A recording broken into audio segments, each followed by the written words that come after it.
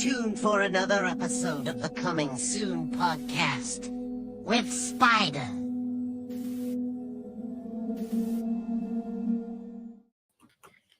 Hello, everybody. Spider here once again. Coming Soon podcast, being joined by Garrison. My man, how you doing, sir?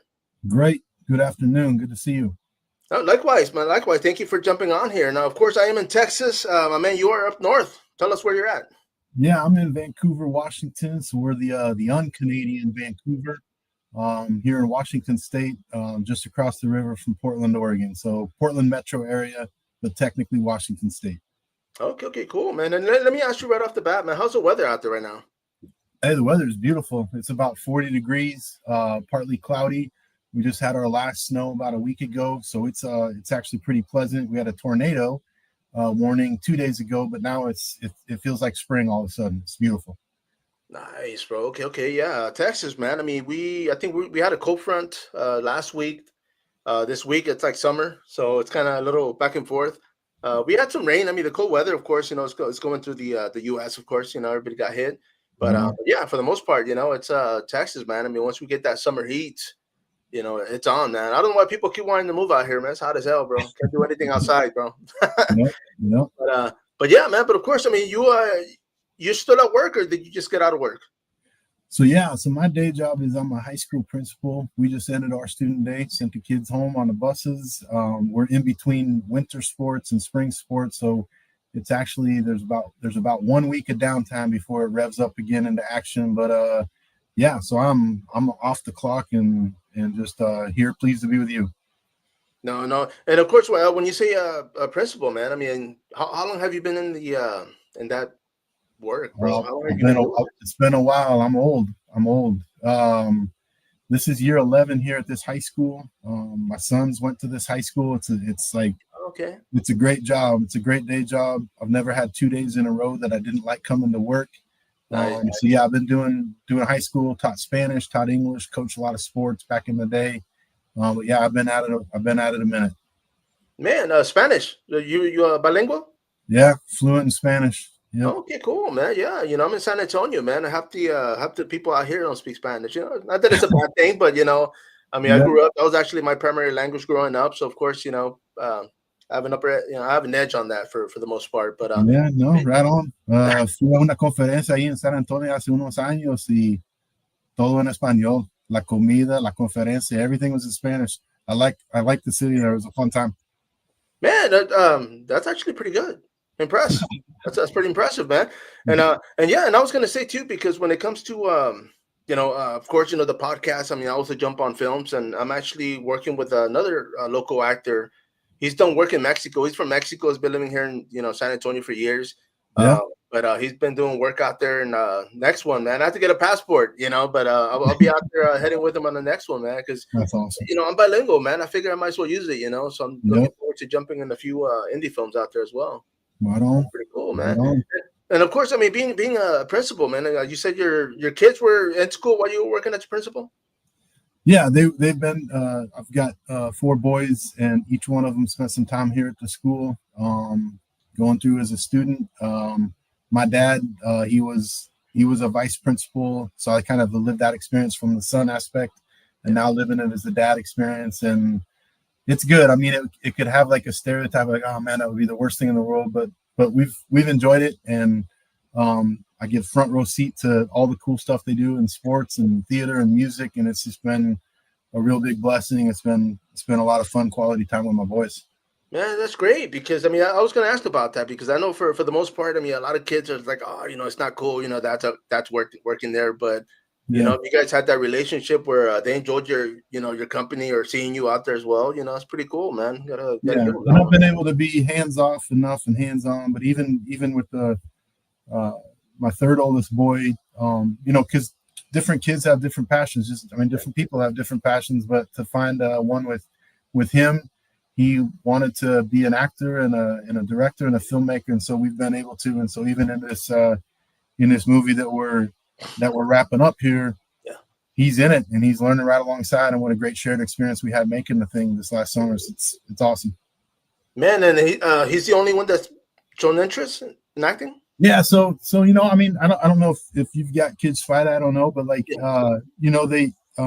they're all different, and so my oldest boy, it's our bond is around sports, basketball and football and music. The second one, definitely through sports. The third one, film. The fourth one, sports and music again. And so you find your opportunities of, with you, I'm going to go to a Blazer game. I'm going to go to a Seahawks game with you.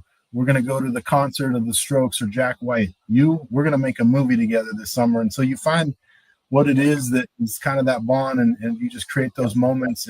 But making a feature film, that is a fun father-son memory that no matter how this film goes, if it finds an audience, if it sees success, festivals or streaming or whatever, great.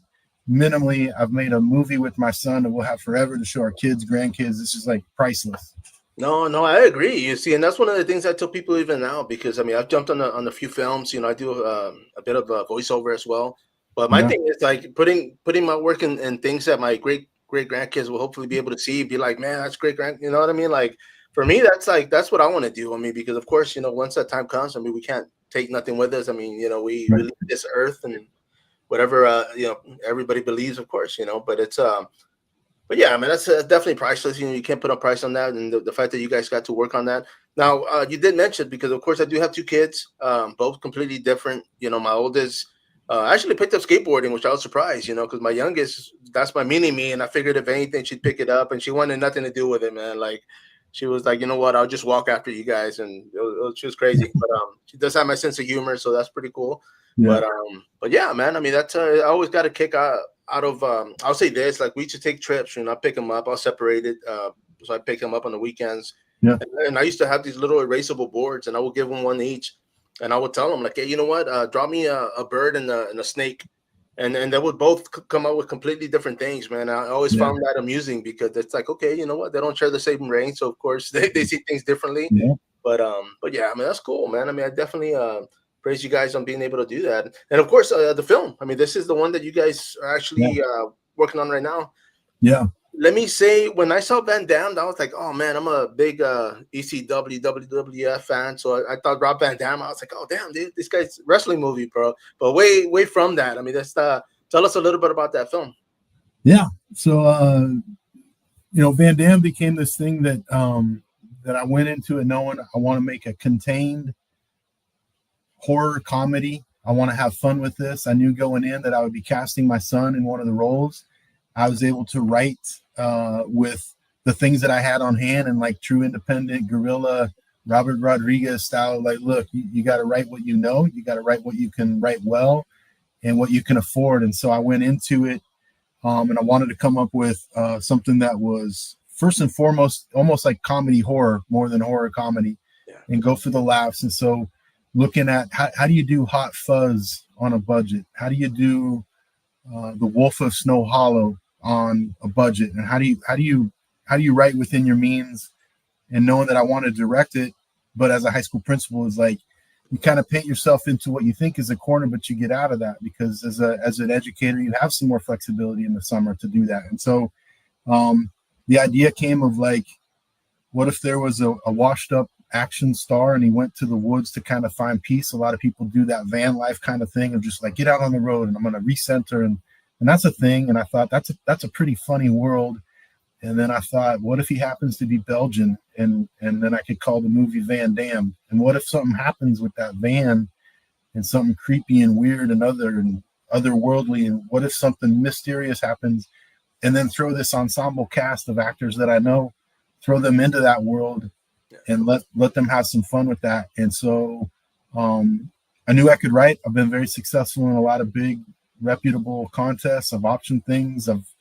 I've done some things, so I know good writing. And then I just cast the heck out of it and got a lot of great local actors that are funny. And it is a really funny film.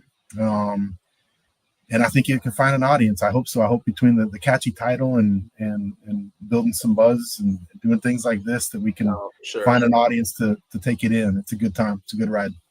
No, for sure. And I was going to say too, because the fact that you guys are out there in Washington, the storyline, because you have written before, obviously. I mean, you've done past projects, and So is this something related, I guess, to yours where you guys are at? I mean, was this something that you were like, okay, you know what, like a folklore or something that's local? Yeah, so not necessarily a folklore. Like I think of, like the Babadook, or even I think you've talked about Pajaro, and like like it's not a local story in that regard. But what it is it's universal enough of like, and you'd see this quite a bit in the pandemic, and after just like people did want to get away, and they had a little bit of time to get away and find some peace on the road or in the forest or whatever. And so as I started to encounter different avenues that people take to get centered or connect with nature or whatever, I was like, there's some good, meaningful, real stuff here. And there's also a lot of really, really funny stuff here. And so then as a writer, that's where I started to explore that. And then as far as like regionality, literally most of this is shot in my backyard. I live in the Columbia River Gorge. There's some really beautiful area, and I was literally able to save money by literally shooting. Most of this is in literally my backyard. I've got some property, and so we're able to really keep everybody close to set, and just fly. I mean, it was a really speedy production, a lot of hardworking people, and we got it done. Damn, no, and of course, I mean, being an indie filmmaker, I mean, budget, I mean, saving money is always a plus, Yep. right? Especially when it comes to location. Yep.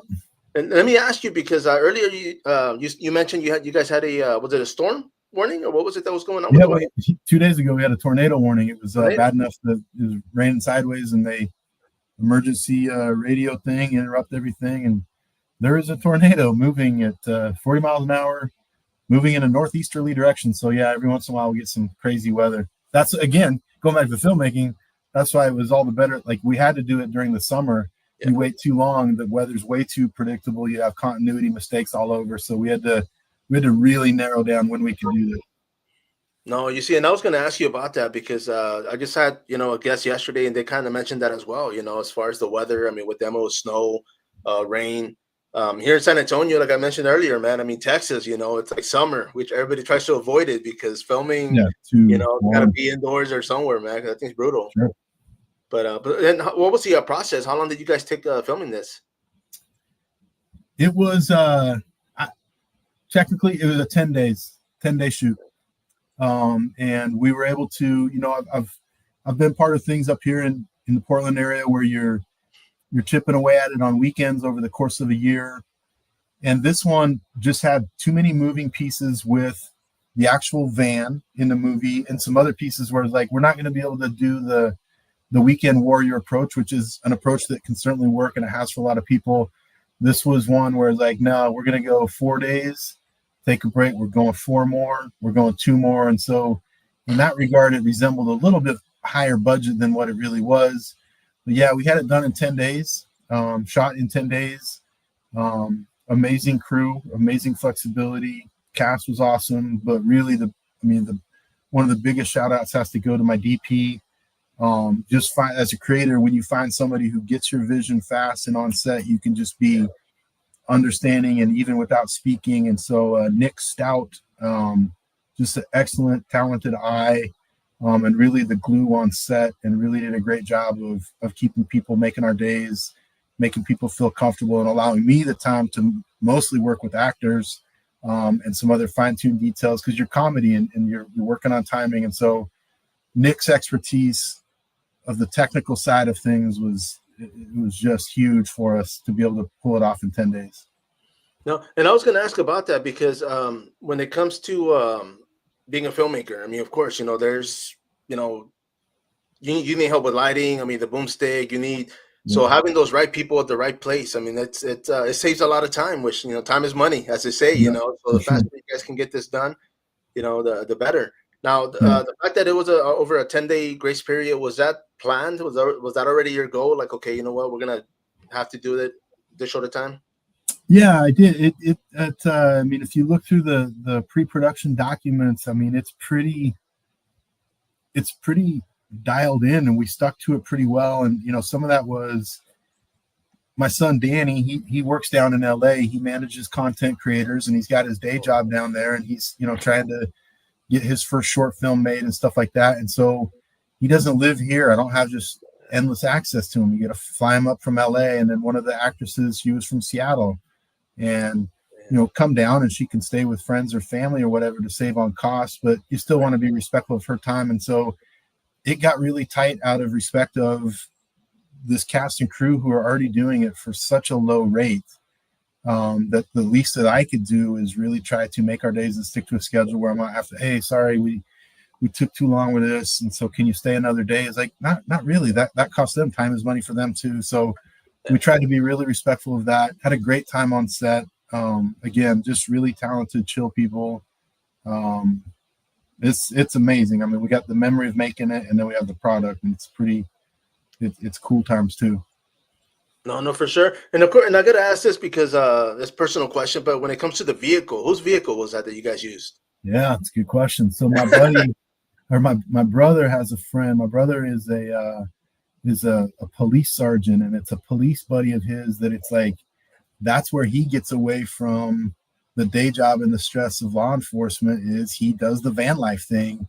And he was in between trips of like, no, I'm back now and I'm doing snowmobiles or some other thing. And he's like, I'm not even using it. You guys can use it. And so nice. It was awesome because it was not charging us, and it looked the part perfectly.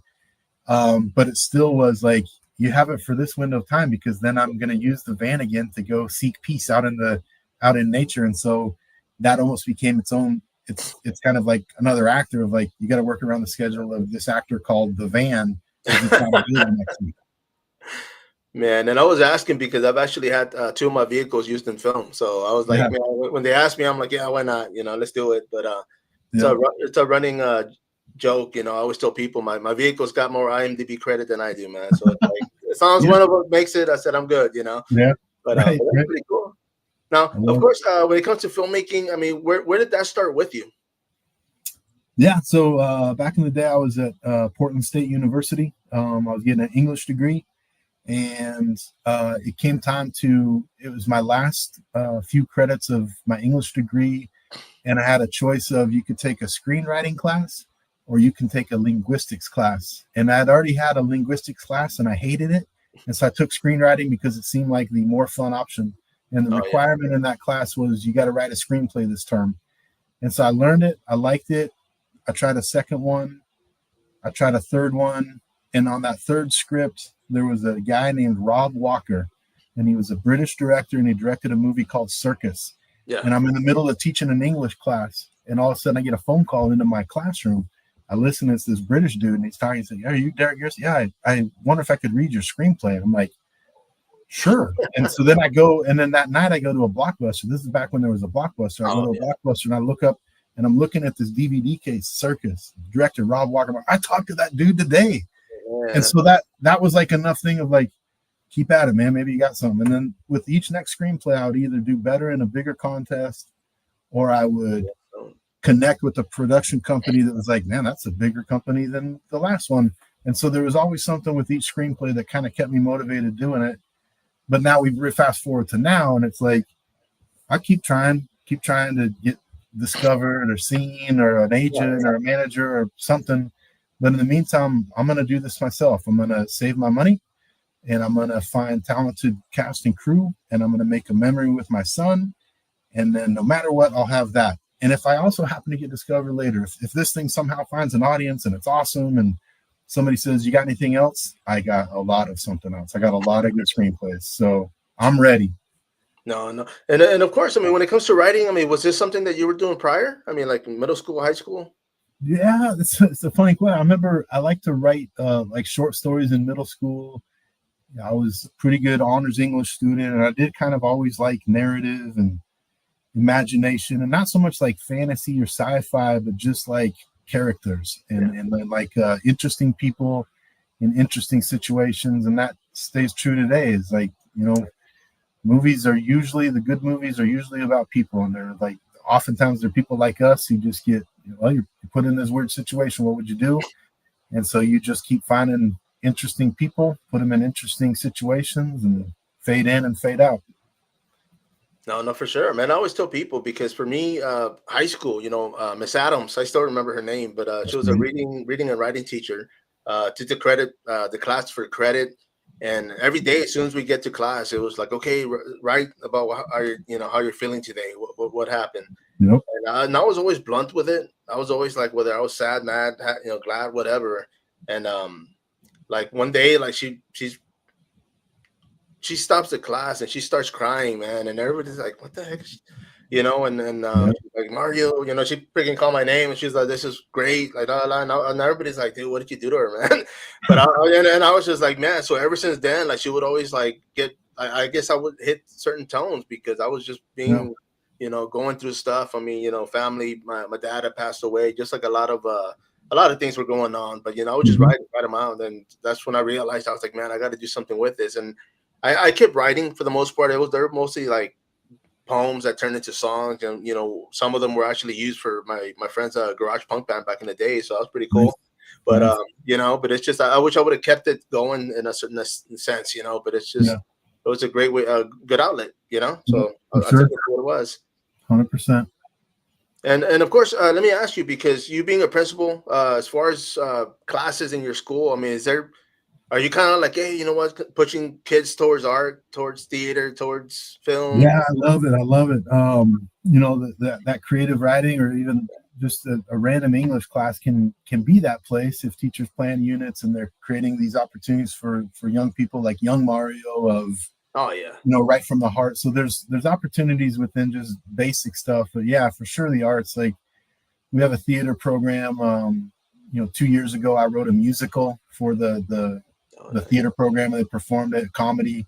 It's called Wrestling the Musical, and it's about like high school wrestling. And I came up with songs. I worked with a songwriter, and he and I composed songs for it, and songs about making weight and wearing singlets and ringworm and everything. It's hilarious. It's great.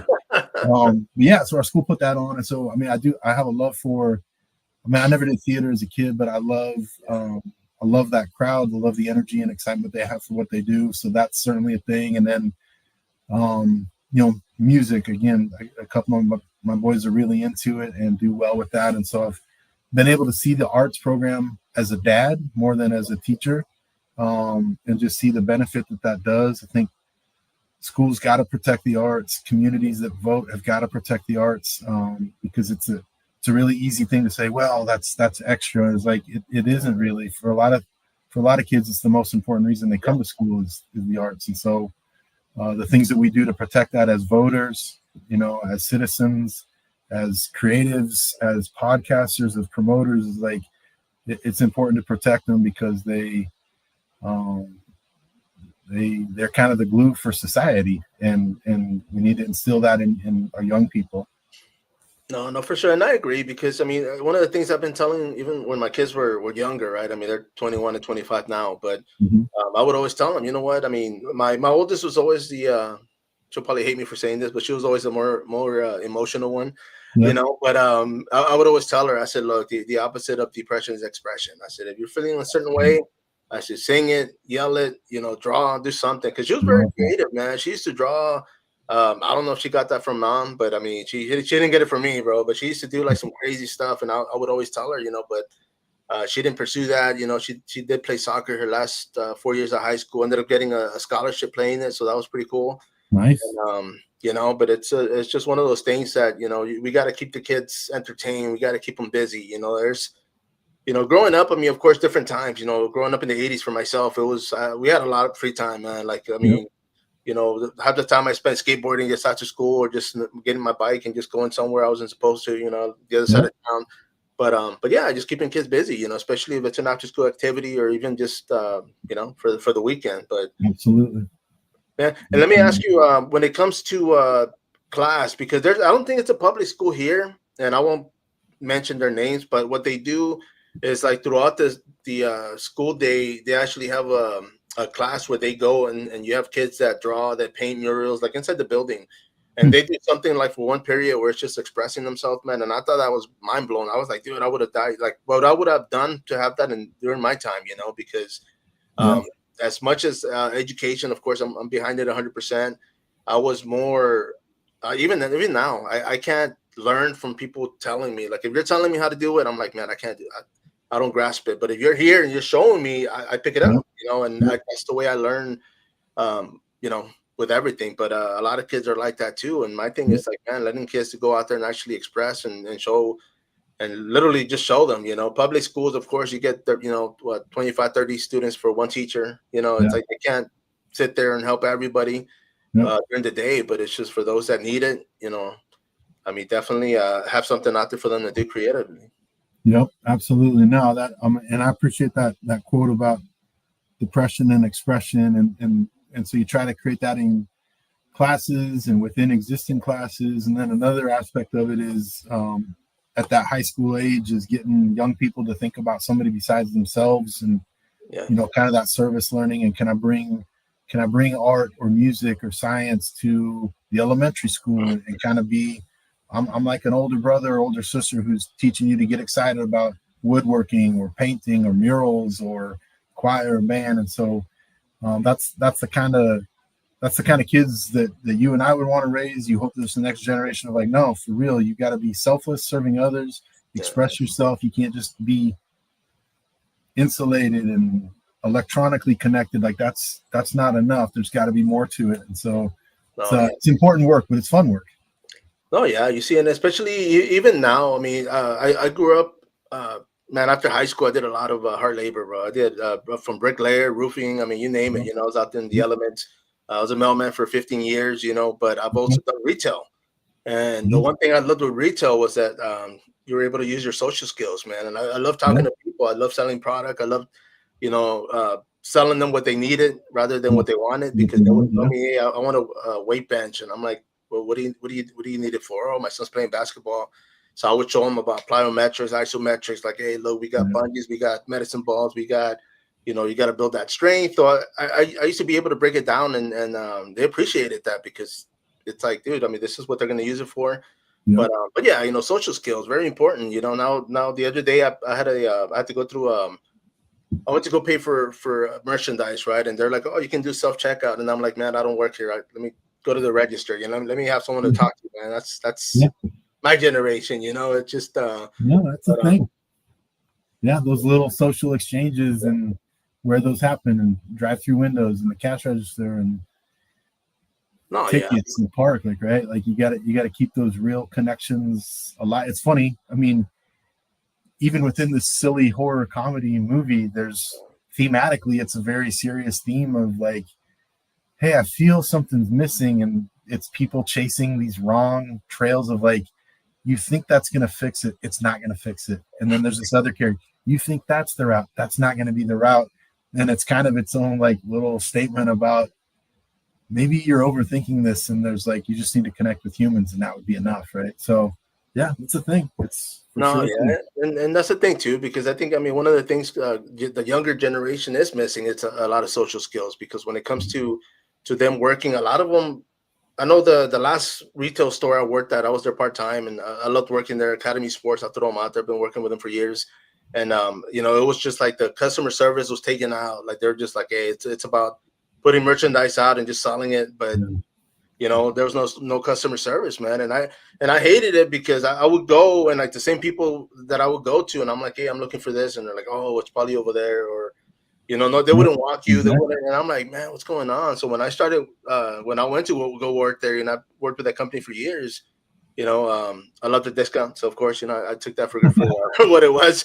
But I enjoyed. I took pride in actually like kind of taking people to where they, you know what, you guys selling this? Oh, you know what? Let me take you. And while we're out there, we're talking. They're mentioning, and I'm like, hey, you know what? You're looking for that. As soon as we're done, I can take you to the footwear department, put you with somebody else. Right. And that was like the whole social skill thing going, because I used to get customers that were like, I had one couple, and I'll say this. One day, like, they're walking by, and I'm like, hey, guys, how you doing today? Can I, y'all need anything, let me know. And the lady kind of looked at me like, and I said, oh, so I said it in Spanish, because I thought she didn't understand me. She was like, oh, no. She's like, we've been coming here for years. She's like, nobody's ever said that. Yeah. And I'm like, said what? And she's like, if we needed help. And I'm like, damn. And I said, well, I apologize. I said, I'm sorry about that. But yeah, if you need anything, so I was just like, wow, man, like, it's just, but not everywhere. People feel comfortable, right? Feel comfortable, feel like they belong, feel like they're seen. It's important. I remember I did a short retail at a shoe store, and being bilingual, to be able to, to talk with them about some, kind of routine, simple things of, I'm buying shoes. I'm looking for this size. Do you have any offers? of like the buy one get one. My son also, and to just be able to help people in their language. I mean, language is a really important thing, to have people feel, again, seen, heard, understood, accounted for. And so that bilingual piece within retail, within the other works that you're talking about, the work that you and I do now, like, it's language really matters to how people feel seen and heard. And it's face to face, it's people to people. Like, that's how you do it. Oh yeah, yeah. Because I mean, of course, you got AI nowadays doing all the work. So it's like, hey, man, let's get them out of the out of the box. But yeah, man. But of course, when it comes to filmmaking, like you say, I mean, writing. I mean, doing your projects, writing scripts, everything. What else have you done? I mean, obviously making movies, but I mean, have you pushed writing towards music? Have you ever done any work outside the box?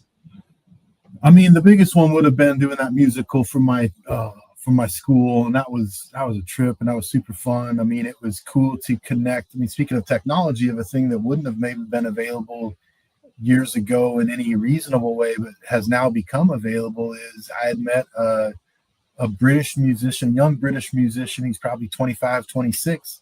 He lives in England. I met him through Fiverr, if I'm allowed to say that. And we just connected of like, I'm looking, I can come up with some tunes, but I don't have that technical expertise, let alone can I write the music for it, but I need a dude to help me with that.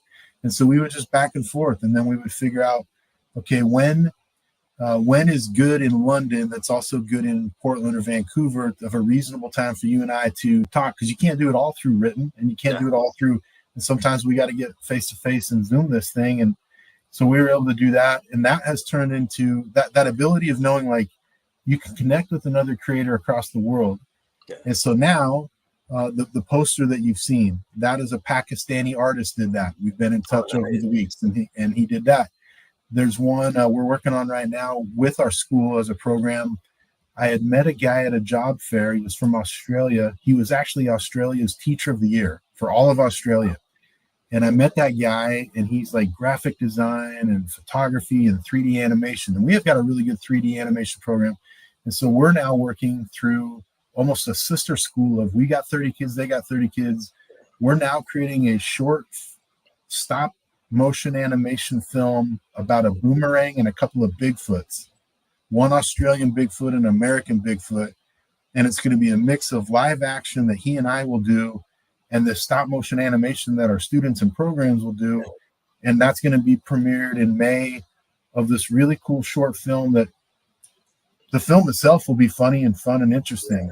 The making of that film and reaching literally across the globe and connecting young Australians and young Americans, we're going to create this story. And it's going to be stop motion animation, which, speaking of AI, could be like, man, stop motion animation's got to be saved. Like, they got to have that craft and that. And so it's super cool and layered and all, just like, that's pretty cool. As is often the case with independent film, the making of the product is as cool or cooler than the product itself. Right. And I really feel that about the Bigfoot one. Is like, the making of it's even cooler than what it is. Maybe even Van Damme is like, it's cool, man. That was like a father-son project, like, to the nth degree. That's awesome. That's amazing. They did that in 10 days. It's all in the backyard. This looks huge, right? So oftentimes it's the making of that is as cool or cooler than the project. So I haven't done like creative writing and poetry, and not really like writing books. Like, that's not really my thing. If I was going to spend any more time, it'd be like direct more. Right. Like, don't just be a writer and wait on it. Like, direct it, like, just make it happen. Nice. Seek financing, get some backing, double your budget, and go at it again. I've been seeing on like Threads and Blue Sky and Twitter and Facebook groups and stuff, just like, nah, man, create, then double the budget and do it again, then do it again. Try to make a film every year or two. And so that's kind of the mode I'm in. And then with the son coming up to California, he's got a really cool project coming along. It's a short film, but it's cool. And so maybe my next thing is help him just be a producer on the side and let him get his directorial and writing debut, get out of the way of that next generation, but help him come along for the ride. So maybe it's my turn to be the second dude instead of the guy running lead, and watch him do his thing. That'd be pretty cool. No, for sure, man. And of course, animation, man, because I've actually got some voice work I got to do for one. And when it was offered to me, I'm like, dude, let's do it. You know, I mean, that's pretty cool, man. I mean, just to be able to get it out there. And Yep. and let me ask you, when it comes to the cast, I mean, was everybody other than your kids? Well, because they're older now, right? Too. Your son, he's already working. He's Yeah, so I got my oldest is 27, my youngest is 17. But yeah, and the one that's in this thing, he'll turn let's see here, he'll turn 23 this summer. Oh, okay, okay. And the only reason I was asking was because I was curious to see if you were able to use like students from school. I mean, that would be too much liability. I could have these particular roles. I didn't want one more potential layer of tough scheduling. So I knew none of the leads in this thing were going to be young. I could, but you'd almost have to write that in budget wise and know like young actors come with their own intricacies as far as like how many hours are they working? Are they responsive? I mean, sometimes young people are flaky, right? So like it was something that I was like, no, make my cast older. And then I knew the work of some of these actors. I had not worked with them, but I'd seen some of their stuff. It's like, man, if I could get her, if she would agree, that would be awesome. If I could get this guy, that would be awesome. And then in this case, writing it as an ensemble piece was fun, and it explored more themes and yet more banter and relationships. So there was that reason. But then also scheduling from a producer standpoint is, if I make it an ensemble piece, I'm not asking anybody, can you, like I told you, it was a 10-day shoot. It's not like anybody did 10 days, right? I do 5 of the 10 days because it's an ensemble piece. There's really no lead. There's like 4 leads. And so you could almost, it was smart because it was like good because you're not paying enough to keep them for that many days in a row. You might get 4. You're not going to get 8. You're not going to get 7. They're busy. They're actors. They have day jobs. They have their own life. So it was pragmatic. It was strategic in that regard of the ensemble of like, I know what age I need. I know what talent I need. If I can get her, that's awesome. If I get that dude, it's awesome. And I got a bunch of, man, the cast, dude, it's funny. You're going to love it. when I get you, that's funny. That's smart, funny. That's good stuff. And I was going to say too, man, because your work, like you mentioned with the animation with the other content creator out there, was it in Australia? Yeah. What was he's a teacher. He's the animation one is an Australian teacher. Yeah. Oh, okay. Damn. Okay. Sure, man. Yeah. And what was the? I'm just curious, but what was the time difference as far as you guys being able to talk? That's a good one too. So when we meet, we are at 3:00 Pacific time, and he's at 7:00 in the morning Australian time. Oh, and so there's like this 45-minute window where we are still kind of around, and it's not time for us to go home. And he is starting his day, but his students haven't arrived yet. So we've kind of nailed the 3:00 here, 7:00 there. But it's cool. He's going to come. They have a thing in Australia where if you put in enough time as a teacher, they make you take a vacation. Oh. And so he's choosing his vacation. He's going to come here. He's going to get to see the premiere. He's flying from Australia to Portland. Wow. And he's going to hang with us for like a month and just work with kids and see the sights and see his little short film get premiered. And I'll let him watch Van Damme, of course, of like, you get a sneak peek at this, buddy.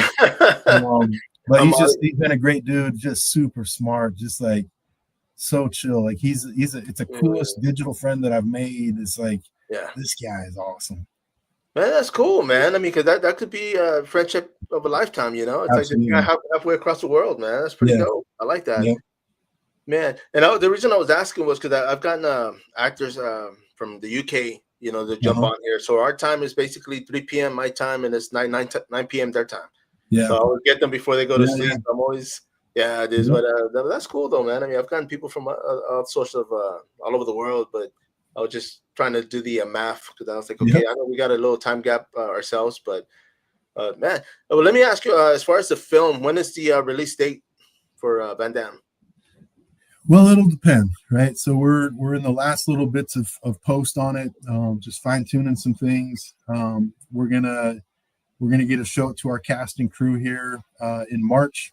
They'll get to, of course, have that first viewing of just kind of almost like a cast and crew party. Right. So we'll get to see it in March, and then the hope is that some type of a theatrical kind of bring the friends and family and fans and do that here in Portland. Portland's a cool little city, and they've got some venues that that really could be a nice place to unveil it to those closest to it. And then so make an event of that in May, and then one of two things will happen, and ideally both of them will happen. We'll submit it to, there's some genre festivals that are keen to look at a horror comedy. Like, we're horror mostly, but we love bringing in a horror comedy. There's some other ones. There's some that happen to be near the hometowns of some of our actors, where it's like, hey, maybe there's a story here for you about hometown girl makes an independent movie, and so maybe they look upon us favorably for a festival. So we'll see if we get lucky with any festivals, and then it'll kind of be a race between notification dates of festivals and then like do the self-distribution, or one of the the handful of companies out there is like, go ahead and link up with them and see if you can make any of your money back. And obviously a lot of that is like, festivals are appropriately like, look, if it's available out there, then we don't want it, and vice versa. So we'll have to see which one's moving fast. If it gets picked up at a festival, we can pump the brakes on releasing it, because it's cool to do a fest. that'd be fun. That'd be fun for sure, man. Actors and Q&A and stuff. So we'll see. And I was certainly 2025 though, for sure. 2025 it'll happen. Nice, man. And I was asking earlier too, and I forgot you brought it up, but when it comes to I always tell people this, because I've seen like horror comedies, and then I've seen comedy horrors. So for me, there is a difference, and you mentioned earlier, you brought that up. So for you, what makes that difference in the film? Well, they'll talk about, hey, if it's a horror comedy, it has to be super scary and it has to be super funny, and you got to do both things. And while I agree with that, sadly, and this is maybe a controversial opinion on this show, like there's a lot of tropes, and there's a lot of laziness sometimes with horror, because it is such an accessible, and it builds audience, but I think sometimes people can be lazy with that. And so I don't find myself being scared very easily, or like, whoa, thinking like it doesn't happen. So I might be cynical or jaded, or I might just be old. For sure, I'm just old. But so sometimes that goal of it's got to be scary and funny, it's like, yeah, it'll be scary enough. It'll be bloody enough. It'll be gory enough. But I don't know that gore and blood and jump scares, I don't know if that's not the things that scare me as a person of my age and experience. Like, that doesn't scare me. There are scary movies that are awesome that I would love. There's some that are newer or older or whatever. Like, there's things that I like, but I find myself like more drawn to the comedy. And so like, what draws the line? I think that's different for lots of different audiences. And that's some of the fun of like finding this audience, putting it out in the world, having a podcast, eventually talk about it, those kinds of things of like, what do people say in their review? And it's like, I'm be totally fine if it's like people like, I don't even know why they call it a horror, but I'm giving it an 8 out of 10 because it's funny. It's like, hey, mission accomplished. And then like I said at the beginning, like there's so many really fun to me horror comedies out there that's like, I would feel really, really happy if I made people feel something. Like, that's the goal of any filmmaker: feel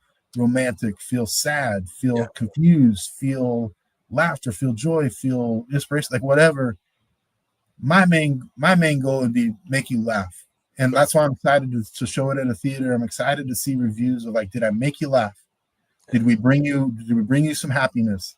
Yep. For 90 minutes, I was happy. I was able to put the world aside and I was happy. Your story, obviously you had a limited budget, but remember that scene when she does this, and then that was funny.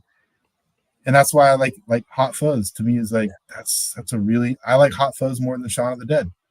Oh, really? Okay. For whatever reason, right? Now we're gonna argue, man. No, I'm just and the podcast ends. No, but like, all right, and now we're out of time, guys. Yeah.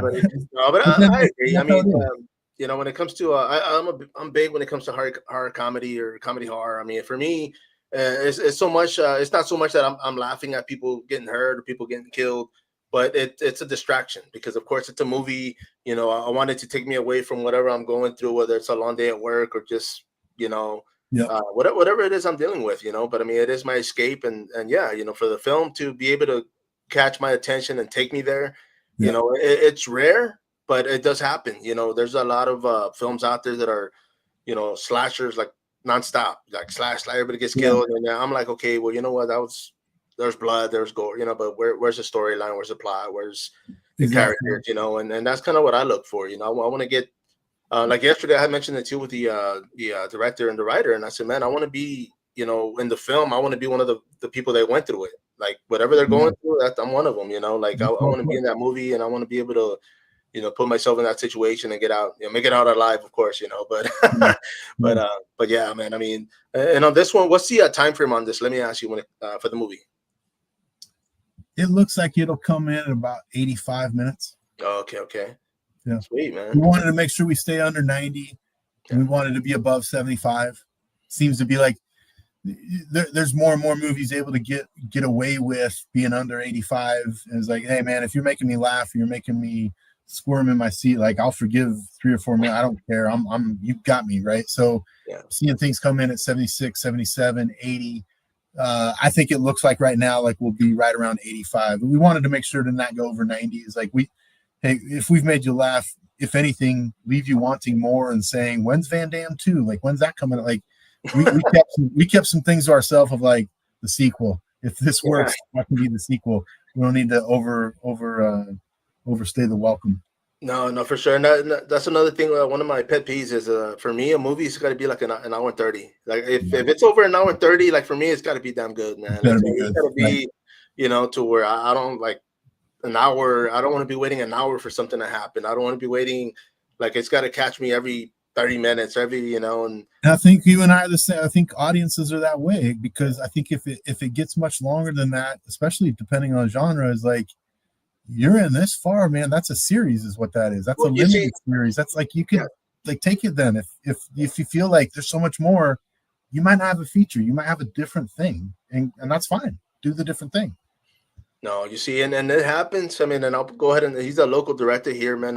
Sherlock Holmes, Night of Mares, right? His film was almost like 2 hours, and he was like, man, there was so much work in it that we decided to do a part 2, and I was like, man, yeah, I would assume because that's a long movie, but it was good. It kept me entertained. Like I told him, I was honest with him, and I said, man, it was a great movie. I said, not one time during the movie was I like, oh man, like let me get out of here. Like there was always something happening, something keeping you hooked in, and so I said, that was freaking great on his end.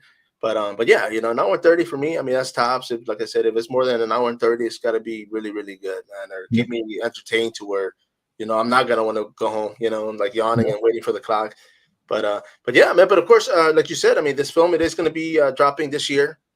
For those that are watching, following, where can they reach you guys at, man? Where can they find you guys? We're still figuring out how we want to do it. I mean, the best way, find me on Instagram, Triggerfish15. Triggerfish15, like a gun and a fish 15.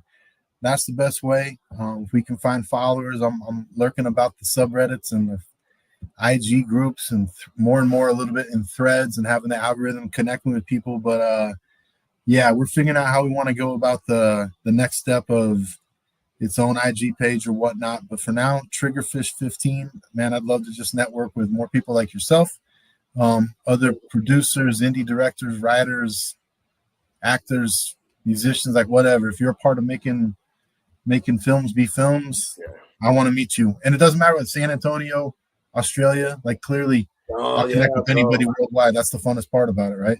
No, yeah, you see, and I agree. I mean, the fact that you were able to connect with somebody like that, man, that's it creates hope, because it's like, I mean, I always tell people, like, if there's something you're doing, it's not that it's not that you might not be doing it right. It's just that you're not in the right place. You got to move it over. You got to go somewhere else with it, and find the right people. And I mean, it'd be easy for me to say, oh yeah, want to do this, and 100 people I show it to on the left, nobody likes it. I go to the right, and it's like boom, everybody loves it. I'm like, okay, putting it out there and let people follow you guys and definitely support. Now, when it comes to this, now Triggerfish15, of course, that is your personal page. Yeah. Okay. And as far as production, what production company is this under? So that's another interesting story. And you mentioned earlier before that your father had passed away, right? So we shot this film in the summer, and then we've been just chipping away at post and doing our thing and doing our day jobs. And then my dad passed away right shortly after Christmas.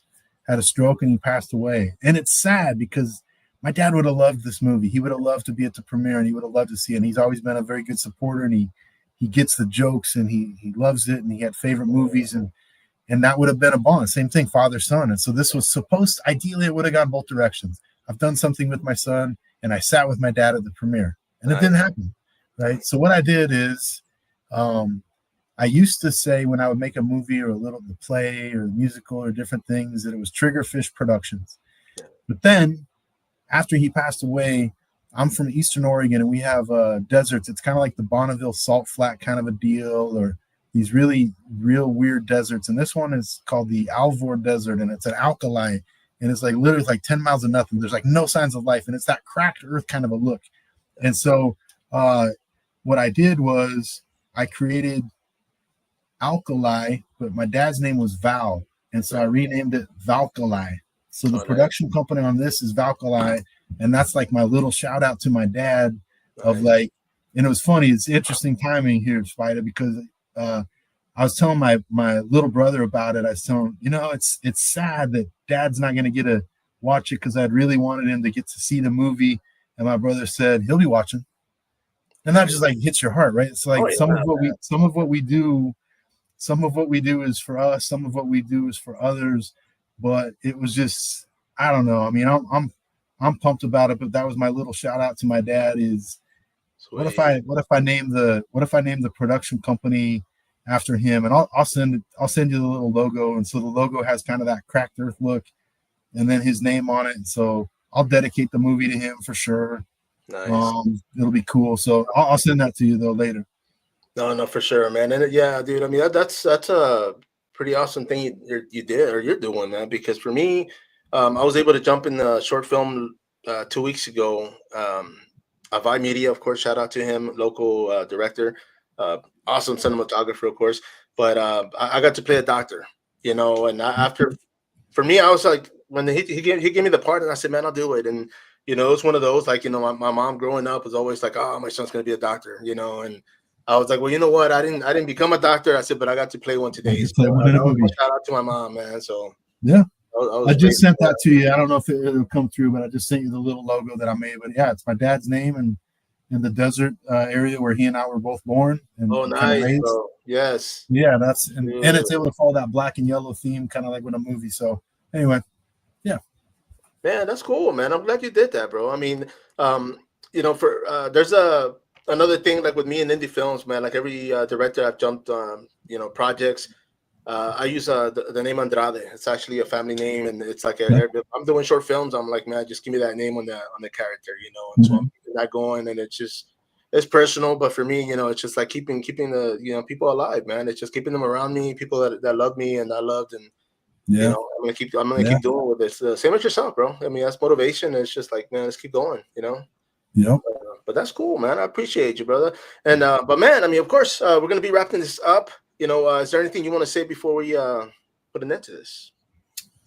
Just again, I mean, thank you to you for taking time to visit and to visit with people like me that are, some of us are chasing a dream. Some of us are grinding and having it be like, this is what pays the bills. And there's 1,000 different types of indie filmmakers and what their goals are and what their stories are. But I just appreciate that there's a place to kind of share a little bit, to go behind the scenes just a little bit and get to know people.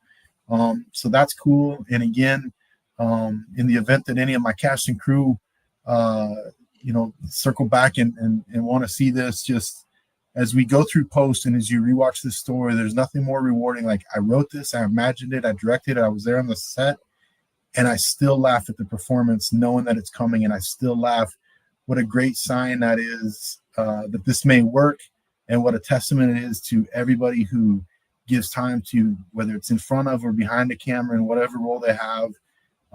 Just keep creating. There's a lot of good people out there creating and doing their part of teamwork. I'm just so appreciative of them, and I hope that other people out there is like, don't hold back, just keep creating, find good people and keep creating. It is a fun deal. No, I agree, man. I mean, people keep asking me as far as, how to go about doing this. And I said, man, show up. First thing you got to show up, man, and you support, I mean, being an extra, just start somewhere and helping with the lighting, whatever, whatever they need. So it is indie film. So of course, everybody appreciates the help. Now on this, of course, I mean we've been talking about this. This is the film for those that have been watching or are going to be watching this, Van Damme. So looking forward to it. Now I did save the logo with your dad, man. Permission to put this up here. Yeah, cool. Yeah, cool, man. And of course, this is it, man. Yeah, production, brother. So of course, shout out to Dad. I know he's out there watching, man. Definitely supporting you, brother, and I appreciate you sharing that with us. And man, don't hang up, brother. But of course, everybody out there, thank you for jumping on here. Everybody out there, of course, once again, Spider Coming Soon podcast. So next time, follow up.